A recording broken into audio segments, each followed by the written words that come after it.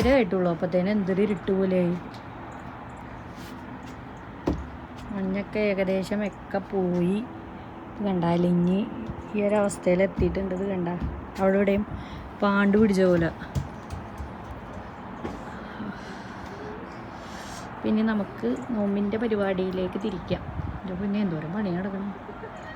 അയ്യോ ദേ ഒരു പട്ടിക്കുട്ടീനായിട്ട് എന്തോ എത്തുന്നത്.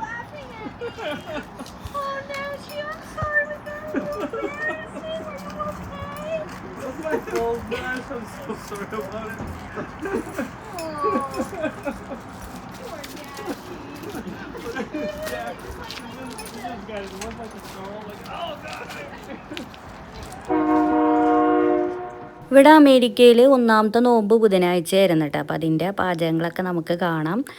ഒരുപാട് വിശദമായിട്ടൊന്നും എടുത്തിട്ടില്ല കേട്ടോ. ഭയങ്കര തിക്കും തിരക്കായിരുന്നു. അതുകൊണ്ട് അവിടെ ഇവിടെയൊക്കെ ആയിട്ടാണ് എടുത്തേക്കണം. അപ്പോൾ ഇന്നത്തെ സ്പെഷ്യൽ എന്ന് പറഞ്ഞാൽ പത്തിരി മട്ടൻ കറിയായിരുന്നു. അപ്പോൾ ഞാൻ വറുത്തരച്ച മട്ടൻ കറി വെക്കാമെന്ന് വിചാരിച്ചത് തേങ്ങയൊക്കെ വറക്കണേ ഉള്ളൂ. ഇതൊക്കെ ശരിക്കും പറഞ്ഞാൽ മുൻകൂട്ടി ഒക്കെ റെഡിയാക്കി വെക്കുകയായിരുന്നെങ്കിൽ എളുപ്പമായിരുന്നു. പക്ഷേ ചെയ്യാൻ പറ്റിയിട്ടുണ്ടായിരുന്നില്ല. അപ്പോൾ അതേ ഒരടുപ്പിൽ അങ്ങനെ തേങ്ങ വറുക്കുന്നു. അതുപോലെ തന്നെ ഹസ്ബൻഡും കൂടിയിട്ടുണ്ടായിരുന്നു കേട്ടോ. നോമ്പല്ലേ, ആകെ തിക്കും തിരക്കും അല്ലേ, ഒരുപാട് ഐറ്റംസുകളൊക്കെ ഉണ്ടാക്കാനുണ്ടല്ലോ. അപ്പോൾ അതുകൊണ്ട് ഇതേ ഒരടുപ്പയിൽ കായ്പോളക്കുള്ള ബനാന ഫ്രൈ ചെയ്തുകൊണ്ടിരിക്കുകയാണ്. പിന്നെ ബീഫ് സമൂസയും കൂടി ഉണ്ടാക്കുന്നുണ്ട് കേട്ടോ. അത് ഞാൻ പിന്നെ തലേന്ന് തന്നെയൊക്കെ റെഡിയാക്കി, സമൂസ ഷീറ്റ് വാങ്ങിയിട്ടേ തലേന്ന് തന്നെയൊക്കെ റെഡിയാക്കി വെച്ചുകൊണ്ട് പിന്നെ ഡെയിലി കുറച്ചെടുത്ത് ഫ്രൈ ചെയ്താൽ മതിയല്ലോ.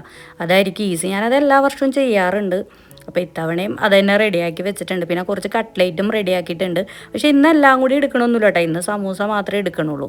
അപ്പോൾ കായ്പോളൊക്കെ ആണെങ്കിൽ ഒരു അരമണിക്കൂറെങ്കിലും വേണമല്ലോ ഇതൊന്ന് ഫ്രൈ ആയി ഒന്ന് സെറ്റായി വരാൻ. അതുകൊണ്ടാണ് ഇത് വേഗം തന്നെ ആക്കി അടുപ്പിലേക്ക് വെച്ച് കഴിഞ്ഞാൽ പിന്നെ ബാക്കിയുള്ള പണികളൊക്കെ നോക്കാമല്ലോ.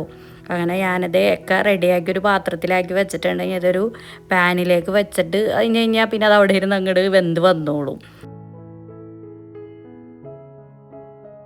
കായ്പോള ഇവിടെ ഹസ്ബൻഡിന് ഭയങ്കര ഇഷ്ടമുണ്ട്. അതുകൊണ്ട് തന്നെ നമ്മൾ എല്ലാ വർഷവും നോമ്പിന് നിർബന്ധമായിട്ടും ഉണ്ടാക്കുന്ന ഒരു പലഹാരമോട് കായ്പോള എന്ന് പറയണത്. കഴിഞ്ഞ എൻ്റെ മുമ്പത്തെ വീഡിയോകളൊക്കെ എടുത്ത് നോക്കിയാൽ അറിയാൻ സാധിക്കും.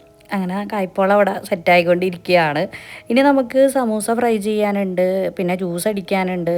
പിന്നെ തരി കാച്ചിയൊന്നും ഇവിടെ ഉണ്ടാക്കണില്ല കേട്ടോ. ഇവിടെ അങ്ങനെ വലിയ നിർബന്ധമൊന്നുമില്ല അത്. പിന്നെ എല്ലാം കൂടി ഇതൊക്കെ ഉണ്ടാക്കി വെച്ചിട്ട് എങ്ങനെ കഴിക്കാനും കുടിക്കാനൊക്കെയാണ്. അതുകൊണ്ട് അതൊക്കെ നമ്മളിങ്ങനെ പതുക്കെ പതുക്കെ സ്കിപ്പ് ചെയ്തിട്ടുണ്ട്. പിന്നെ നാട്ടിലൊക്കെ ചെല്ലുമ്പോൾ അതൊക്കെ ഉണ്ടാക്കി കുടിക്കും കേട്ടോ.